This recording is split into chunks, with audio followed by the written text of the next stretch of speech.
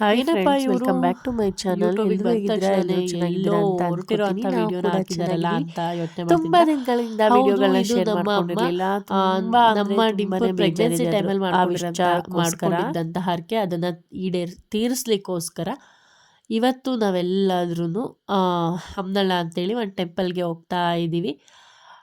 ತುಂಬ ಪವರ್ಫುಲ್ ಆದಂತಹ ದೇವರು ಅಂತಲೇ ಹೇಳ್ಬೋದು. ಫ್ಯಾಮಿಲಿ ಫುಲ್ ಹೋಗ್ತಾ ಇದ್ವಿ. ಅಲ್ಲಿ ಹೋಳ್ಗೆನ ಮಾಡಿ ದೇವ್ರಿಗೆ ಎಡೆನ ಕೊಟ್ಬಿಟ್ಟು ಗಂಗಮ್ಮನ ಮಾಡಿಕೊಂಡು ಬರೋಣ ಅಂತೇಳಿ, ಹಾಗೆ ಬೆಳ್ಳಿ ತೊಟ್ಲನ್ನ ಕೊಡ್ತೀವಿ ಅಂತೇಳಿ ಹರಕೆ ಮಾಡ್ಕೊಂಡಿದ್ದು. ಸೊ ಹಾಗಾಗಿ ಅಲ್ಲಿಗೆ ಹೊರಟಿದ್ದೀವಿ ಎಲ್ರೂ.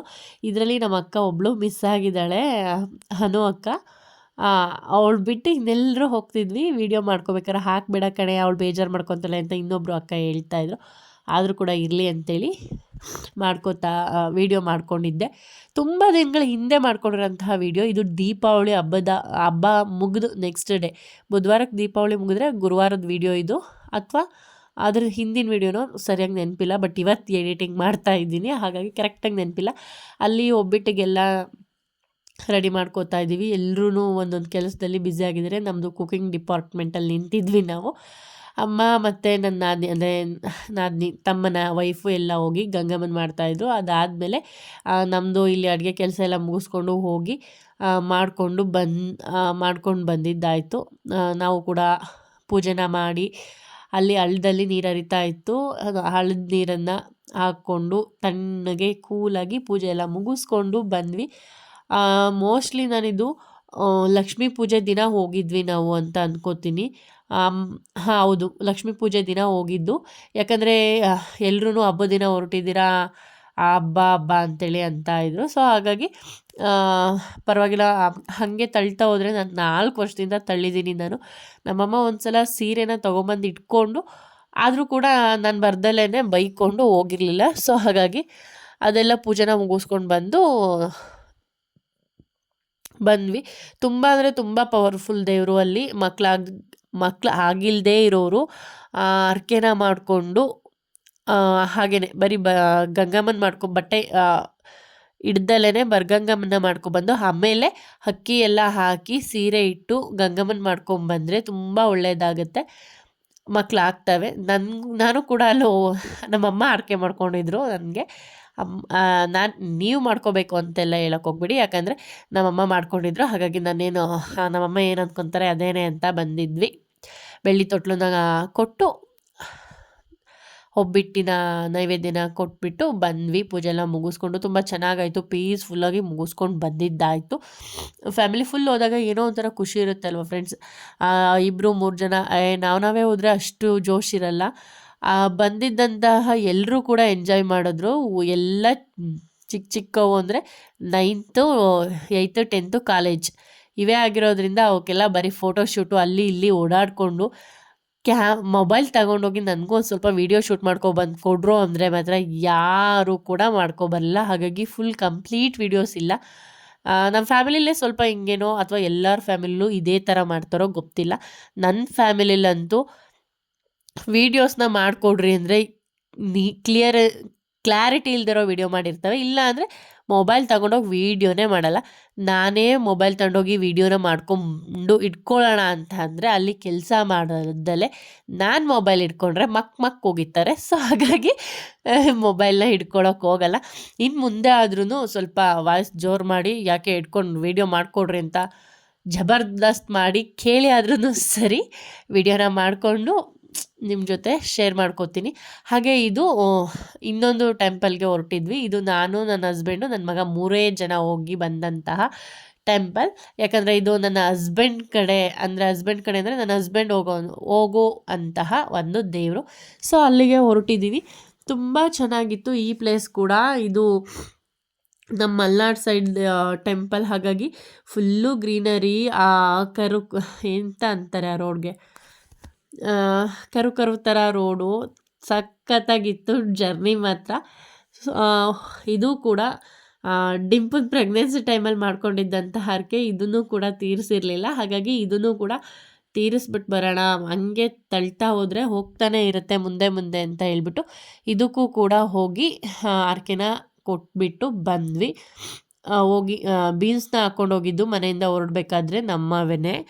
ಅವನ್ನ ತಗೊಂಡೋಗಿ ಮಾರ್ಕೆಟಿಗೆ ಹಾಕಿ ಅಲ್ಲಿಂದ ಹೋಗಿ ಅವ್ರು ನಮ್ಮ ಗಾಡಿನ ಅಲ್ಲಿ ಮಾರ್ಕೆಟಲ್ಲೇ ನಿಲ್ಲಿಸಿ ಅವ್ರ ಫ್ರೆಂಡ್ ಕಾರ್ನ ತೊಗೊಂಡು ಹೋಗಿದ್ವಿ.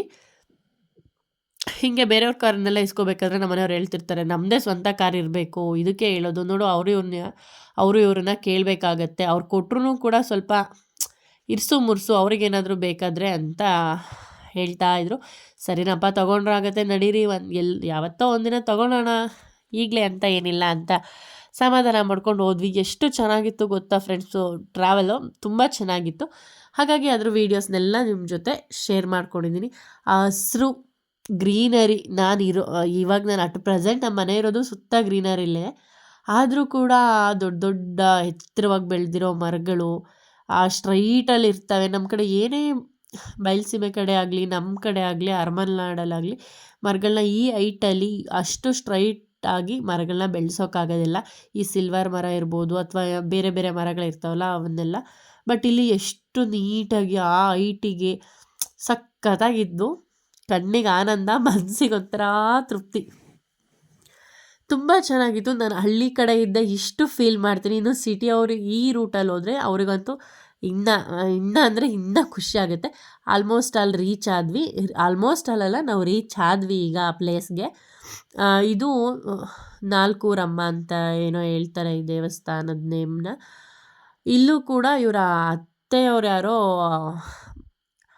ಏನಕ್ಕೋ ಹರಕೆ ಮಾಡಿಕೊಂಡು ಅದು ಏನೋ ಆಗ್ದಲೇ ನಮ್ಮ ಮನೆಯವರು ಹೋಗಿ ಹಣ್ಣು ಕಾಯಿನ ಅತ್ತೆ ಮಗಳನ್ನ ಕೊಡಬೇಕು ಅಂತ ಹೇಳ್ಬಿಟ್ಟು ಹೋಗಿ ಪೂಜೆ ಮಾಡಿಸಿದ್ರಂತೆ. ಅಲ್ಲಿ ಅವರು ಲಾಸ್ಟ್ಗೆ ಅವರು ಮಗಳು ಬೇರೆಯವ್ರನ್ನ ಮದುವೆ ಆಗಿದ್ದರಿಂದ ಇವ್ರಿಗೂ ಕೂಡ ಹುಡುಕ್ಬೇಕಾದ್ರೆ ಎಲ್ಲೂ ಹೆಣ್ಣು ಸೆಟ್ ಆಗ್ದಲೇ ಒದ್ದಾಡಬೇಕಾದ್ರೆ ಅವ್ರು ಹೇಳಿದ್ರಂತೆ, ನಾವು ನಮ್ಮೂರ ದೇವಸ್ಥಾನದಲ್ಲಿ ಇದೇ ಹುಡುಗಂಗೆ ನಮ್ಮ ಹುಡುಗಿನ ಕೊಡಂಗಾಗ್ಲಪ್ಪ ಅಂತೇಳಿ ಬೇಡ್ಕೊಂಡಿದ್ವಿ, ನೀನೊಂದ್ಸಲ ಬಂದಿಲ್ಲ ಹಣ್ಣುಕಾಯಿ ಮಾಡಿಸ್ಕೊಂಡು ಹೋಗು ಅಂತೇಳಿ. ಸೊ ಹಾಗಾಗಿ ಇವರು ಅಲ್ಲಿಗೆ ಹೋಗಿ ಹಣ್ಣುಕಾಯಿ ಮಾಡಿಸ್ಕೊಂಬಂದಮೇಲೆ ನಾವು ಸಿಕ್ಕಿದ್ದು. ಅದಾದಮೇಲೆ ನಾವು ಕೂಡ ಮದುವೆ ಆದಮೇಲೆ ಹೋಗಿ ಮಡ್ಲಕ್ಕಿ ಕೊಟ್ಟು ಬಂದಿದ್ದು. ಇವಾಗಲೂ ಅಷ್ಟೇ. ಆವಾಗ ನಮ್ಮ ಮನೆಯವರು ಬರ್ತೀನಿ ಅಂತ ಮತ್ತೆ ಅಂದ್ಕೊಂಡಿದ್ರಂತೆ. ಹಾಗಾಗಿ ಈ ನನ್ನ ಮಗನ ಕರ್ಕೊಂಡು ಇವಾಗ ಹೋಗಿ ಮಡ್ಲಕ್ಕಿನ ಕೊಟ್ಟು ಬಂದ್ವಿ. ತುಂಬ ಚೆನ್ನಾಗಿತ್ತು. ನನ್ನ ಗಂಡ ಯಾವತ್ತೂ ಫೋಟೋಗಳನ್ನ ತಕ್ಕೊಂಡಿದ್ದವರು ಇವತ್ತು ಮಗನ ಜೊತೆ ನಿಂತ್ಕೊಂಡು ಏನು ಸೆಲ್ಫಿ ಕ್ಲಿಕ್ ಮಾಡ್ಕೊಂಡಿದ್ದು ಖುಷಿಯಾಗಿರಬೇಕು. ನನಗೆ ಮಾತ್ರ ಯಾರು ಏನು ಬೇಕಾದರೂ ಅಂದ್ಕೊಳ್ಳಿ, ನಮ್ಮ ಜೀವನ ನಮ್ಮ ಇಷ್ಟ, ನಾವು ನಮ್ಮ ತಂದಲ್ಲಿ ಬದುಕಬೇಕೇ ಹೊರತು ಬೇರೆಯವ್ರಿಗೋಸ್ಕರ ಯಾವತ್ತೂ ಬದುಕಬಾರ್ದು. ಯಾರೋ ಏನೋ ಅಂತಾರೆ, ಯಾರೋ ಏನೋ ಹೇಳ್ತಾರೆ ಅಂತೇಳಿ ಬದುಕೋಕೆ ಹೋದರೆ ನಾವು ನಮ್ಮ ಜೀವನನ ಹಾಳು ಮಾಡ್ಕೊತಿದ್ದೀವಿ ಅಂತಲೇ ಅರ್ಥ ನನ್ನ ಪ್ರಕಾರ. ಮಾತಾಡೋರು ಹಂಗೂ ಮಾತಾಡ್ತಾರೆ, ಹಿಂಗೂ ಮಾತಾಡ್ತಾರೆ ಫ್ರೆಂಡ್ಸ್. ಏನು ಬೇಕಾದರೂ ಮಾತಾಡಲಿ, ನೆಗೆಟಿವ್ ಆಗಾರು ಮಾತಾಡಲಿ, ಪಾಸಿಟಿವ್ ಆಗಾರು ಮಾತಾಡಲಿ, ನಾವು ಒಳ್ಳೇದು ಮಾಡ್ತಿದ್ದೀವೋ ಕೆಟ್ಟದ್ದು ಮಾಡ್ತಿದ್ದೀವೋ ಅಂತ ನಮಗೆ ಗೊತ್ತಿರುತ್ತೆ, ನಮ್ಮ ಮನಸ್ಸಾಕ್ಷಿಗೆ ಗೊತ್ತಿರುತ್ತೆ. ಸೊ ಬಿಟಾಕಿ ಯಾರು ಏನು ಮಾತಾಡಿದ್ರು ತಲೆ ಕೆಡಿಸ್ಕೋಬಾರ್ದು. ಬಟ್ ಯಾಕೆ ಈ ಮಾತನ್ನ ಹೇಳಿದೆ ಅಂದರೆ, ನಮ್ಮ ಮನೆಯವರು ಅವ್ರೇನೋ ಅಂದರು, ಇವರೇನೋ ಅಂದರು, ಅವ್ರಿಗೆ ಹೇಳೋರು ತುಂಬ ಜನ ಹೇಳ್ತಾರೆ ಬಂದು, ಅವ್ರು ಹಂಗೆ ಮಾತಾಡ್ತಿದ್ರು, ಹಿಂಗೆ ಮಾತಾಡ್ತಿದ್ರು.